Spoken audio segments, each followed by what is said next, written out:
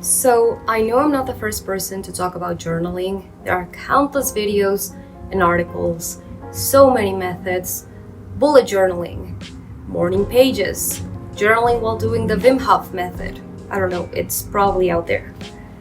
But I've been journaling for about 10 years, and it's only been recently that I've realized that there is this major blind spot that prevents me from journaling in a way that helps me. And this blind spot has to do with other people's thoughts, the ones that I've come to internalize as self-censors and ways to invalidate my own feelings. There is this quote that I really like by Carl Boyer.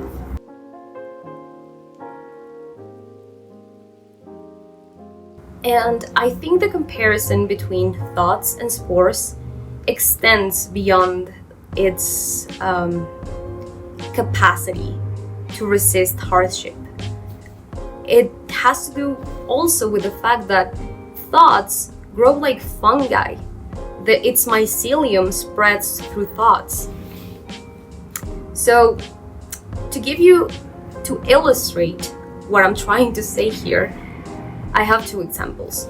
One, when I was in college, I enrolled into this creative writing course.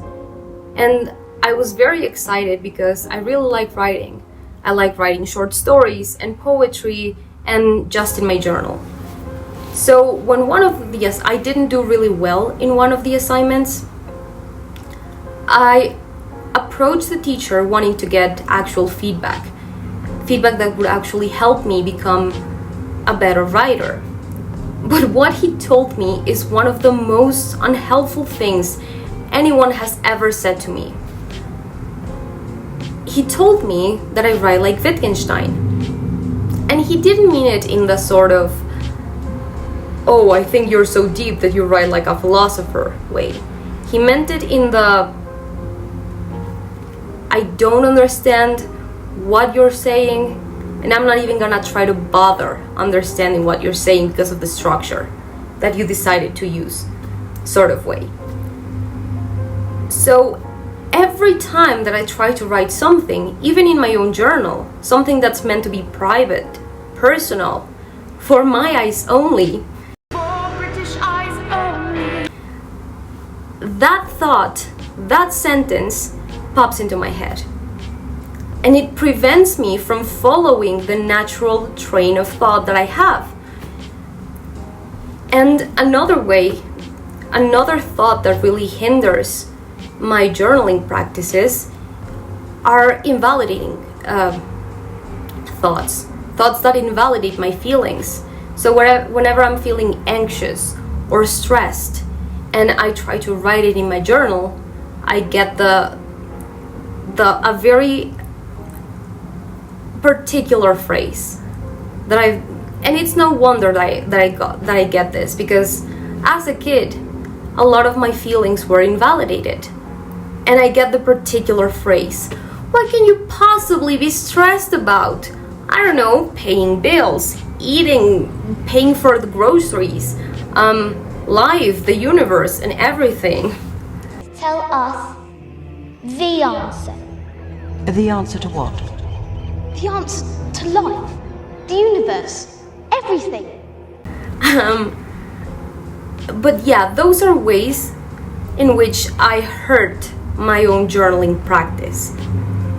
So I've come up with this solution, and it's a very simple and actually a silly one. Whenever I'm writing and one of these thoughts pops into my head, what I do is I write it down, but I alternate between upper and lower cases. That way it resembles the SpongeBob meme, the one in which he's I'm just gonna put it here, this one.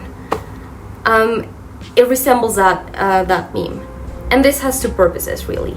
One, to easily identify which thoughts are mine and which ones aren't through the formatting that I'm using, and two, to see that those thoughts, those self-censoring and invalidating thoughts for what they truly are: unhelpful BS. So, journaling only really works as a tool to know oneself if we are honest in our journaling. And we cannot be honest if we have self-censors, if we invalidate our own feelings. So, this is a very silly practice, but I hope it helps. I hope it helps if you struggle writing things down because you have these limiting beliefs that didn't start with you, but they started with teachers and caretakers and other people around you not really listening to what you were saying. So I hope this was helpful. This is not a one-time thing. I have to do it constantly because these thoughts are so ingrained in my head that they pop up over and over and over again. So I have to do this practice whenever it comes, whenever the thoughts arise, really. So I see it kind of as mowing the lawn, cutting the weeds. That's it. So I hope this was helpful, and thank you for watching. Bye.